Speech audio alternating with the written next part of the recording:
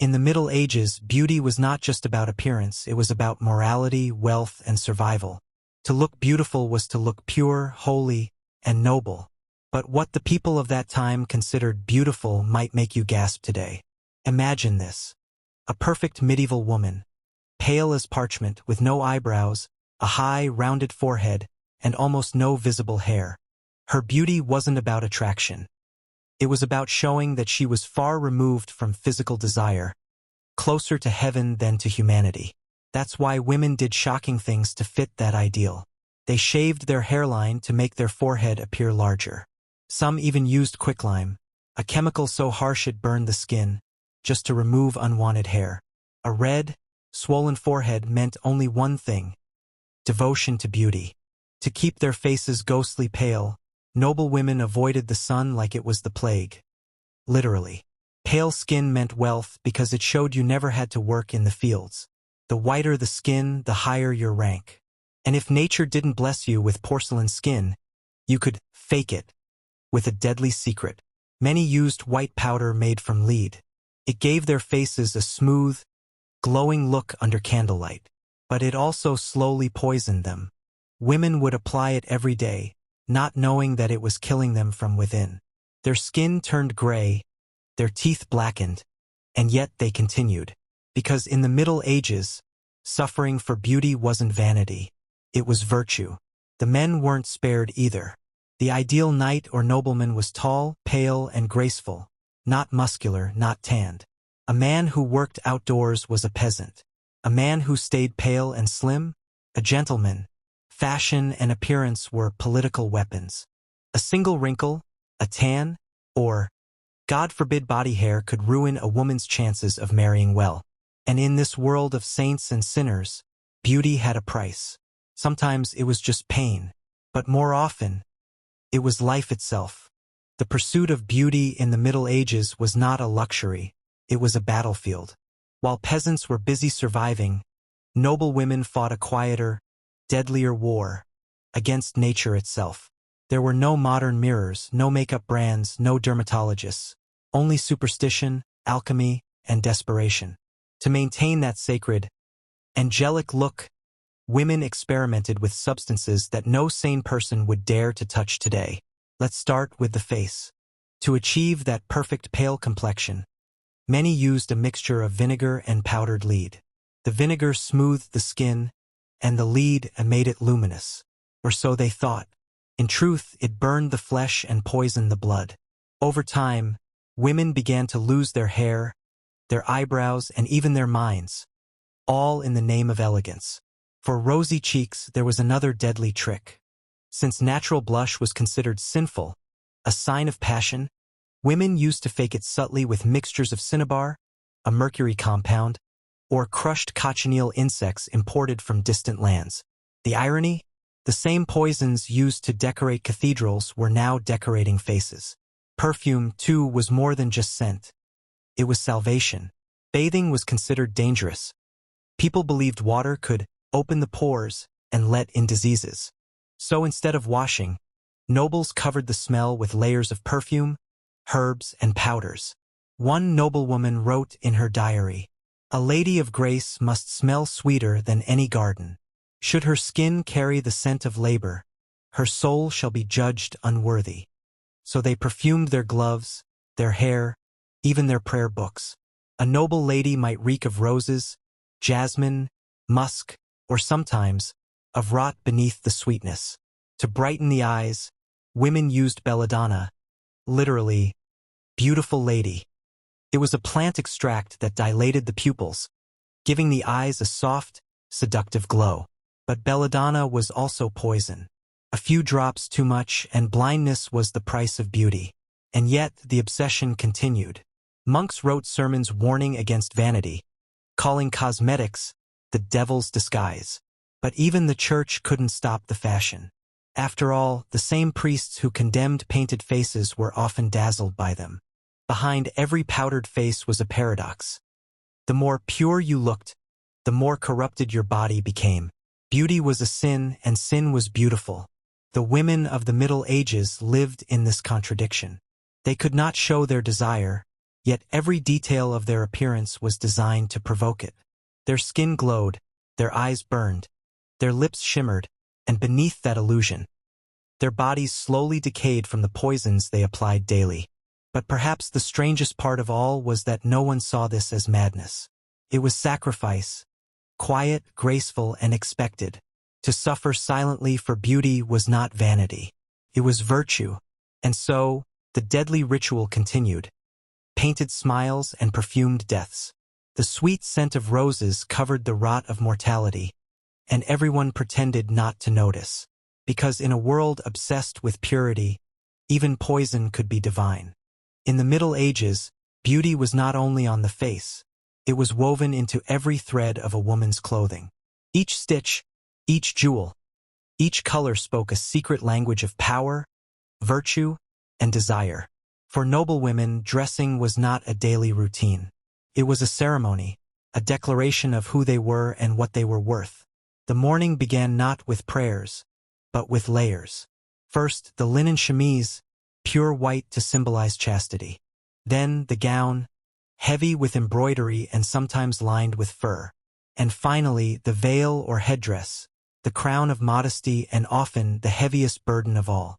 The more fabric, the higher your rank. In an age where peasants owned one rough tunic, noble women wore gowns that took hours to put on and even longer to remove. It wasn't about comfort, it was about control. A lady wrapped in layers could hardly move freely, and that was the point. Graceful slowness was seen as elegance. Fashion was a weapon of hierarchy. Royal decrees, known as sumptuary laws, dictated who could wear what. A common woman couldn't wear velvet, silk, or gold. Only nobles could display such fabrics, and doing so without permission could mean prison or worse. In France, a merchant's wife caught wearing crimson silk was fined enough to ruin her family. Her crime? Looking too beautiful for her station. But beauty also depended on geography. In England, women preferred simplicity. Soft colors and delicate veils that fell like mist around their faces. In France, fashion was bold. Pointed hats called hennins reached 1/2 meter high, with veils cascading like waterfalls. And in Italy, where art and passion ruled, gowns clung closer to the body, revealing the shoulders and arms. Scandalous, yet admired. Hair, too, carried its own meaning. Unmarried women wore it loose, symbolizing innocence.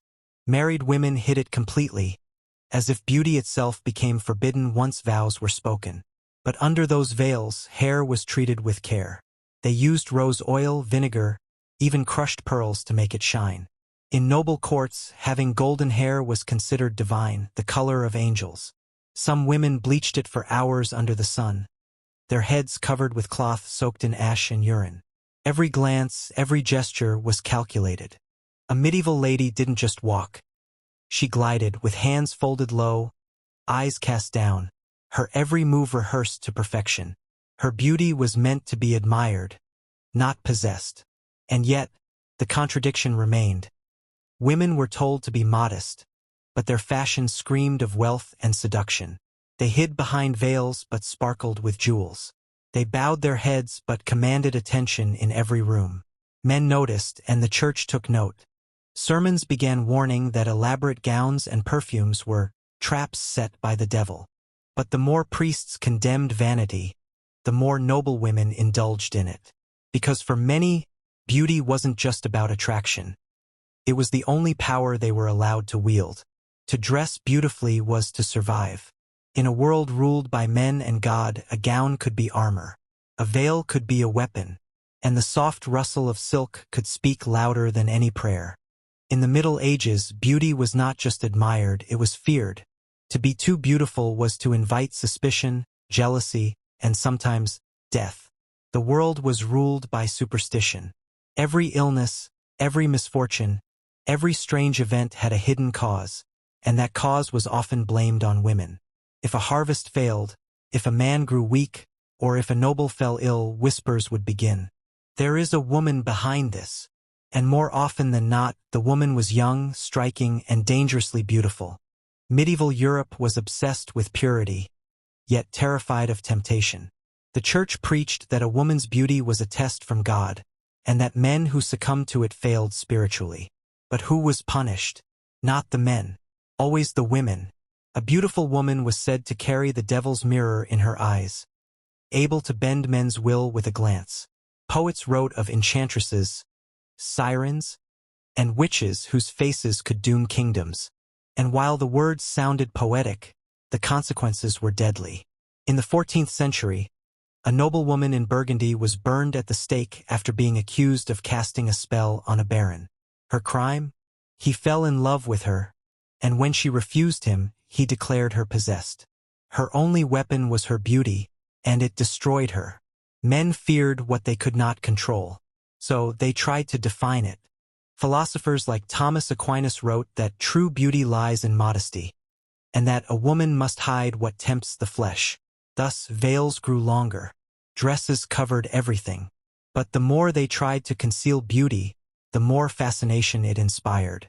Kings and nobles fought wars not only for land, but for faces. One smile could change history. When King Henry VIII saw Anne Boleyn's dark eyes and confident charm, he changed the fate of England forever. Her beauty tore an empire from the Pope and cost her head. Beauty became power, and power was forbidden to women. So they learned to use it quietly. A glance in the right direction, a soft word at court, a perfectly chosen gown. It was a chess game played with perfume and silk instead of swords. Yet danger always lingered. If a woman gained too much attention, she was envied. If she stayed unnoticed, she was forgotten. And so they lived on the edge, admired by men, condemned by priests, envied by rivals. Even mirrors were feared. Some believed they could capture the soul or reflect the sins of vanity. Many women covered them with cloth when praying, terrified that their reflection might expose them to temptation. But despite the danger, beauty remained the most potent force in medieval life. It built alliances, caused betrayals, and filled poems and paintings. It was both a gift and a curse. A woman's face could open doors to royal courts, or lead her straight to the pyre. And every woman knew, the brighter you shone, the darker your shadow became. Because in a world that worshipped saints and burned witches, beauty was the most dangerous magic of all. By the late Middle Ages, beauty had evolved into something far greater and far more dangerous than simple vanity. It became a weapon, sharpened with intelligence and wielded with grace. Women who had no right to rule learned to rule through presence alone. At royal courts, every glance was a battle. Behind each painted face was a silent calculation, a strategy of survival. The men carried swords, but the women carried power disguised as charm. In France, beauty became politics. Queens and mistresses shaped dynasties with nothing more than a whisper and a smile.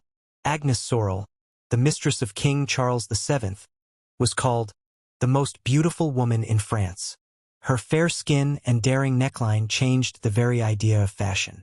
She dared to appear in gowns that revealed her shoulders, shocking the court, yet fascinating the king. Her influence was so great that the church condemned her publicly. But she didn't care. She understood something that few men realized, that in a world obsessed with appearances, control over beauty meant control over hearts. And hearts ruled nations. In England, the same game played out in candlelit halls. Anne of Brittany used her elegance to secure peace between warring states. Isabella of Castile used her regal posture and golden veil to project divine authority, convincing armies to follow her as if she were chosen by God. Even the simplest gesture, the turn of a wrist, the way a veil fell, a glance across the hall, could decide the outcome of alliances. A single expression could win favor or cause ruin. But beauty was also currency traded ruthlessly. Families paraded their daughters like living treasures, their worth measured in skin tone, symmetry, and grace. Marriage was business and beauty was the contract. Perfect face could bring wealth. A small imperfection, ruin. Artists of the time became obsessed. They painted women not as they were, but as they should be: soft light, smooth skin, angelic calm. Real faces disappeared beneath layers of idealization. The more unrealistic the image, the more admired it became. And yet, beneath all that illusion, real women suffered. To maintain their youth, Some slept with slices of raw meat on their faces, believing it would refresh the blood. Others drank potions of vinegar, honey, and arsenic to purify the body. The results were often tragic, but the appearance of perfection was worth any pain. In the courts of Italy, poets compared women to celestial beings, eyes like stars, lips like rubies, skin like marble. But behind every poem was a woman fighting to stay visible in a world that could erase her at any moment. To lose beauty was to lose influence, so they fought, quietly, elegantly, and desperately. They fought time, illness, and judgment. They fought to keep their place in a hierarchy built on appearances. And though history remembers kings and conquerors, behind them stood queens and courtesans whose beauty shaped the destiny of nations. Because in the Middle Ages a sword could end a war, but a glance could start one. As the Middle Ages began to fade, so too did its golden illusions of beauty.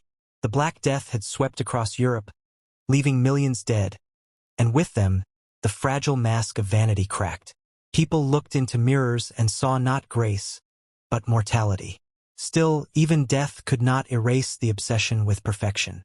By the 15th century, beauty had turned into theater. Courts glittered with jewels, powders, and perfumes. Yet behind the glitter lay sickness and fear. The same lead paint that once symbolized purity was now eating away at noble faces. Women coughed blood behind lace fans, hiding sores with silk and rouge. They smiled even as poison claimed them. But there was a strange kind of glory in their suffering, a belief that beauty, like faith, required sacrifice. A woman who endured pain without complaint was seen as virtuous. A man who desired her was seen as weak. And in that contradiction, society thrived. Writers and philosophers began to question it.